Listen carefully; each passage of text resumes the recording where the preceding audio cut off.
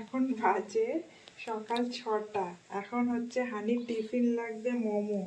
এখন মোমো বানাইতে বসছি। দেখি থাকা এই যে এখন ওর লাগবে মোমো টিফিন। উই বাবা, দোকানে লেগে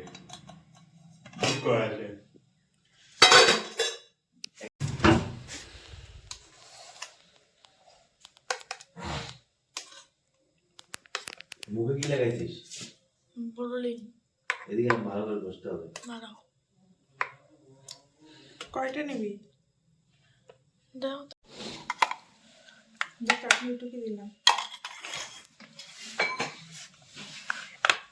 দেখ কালকে চুলটাকে কাটা দিছি, কিন্তু হুল্লুকের মতন করে আসতেছে কি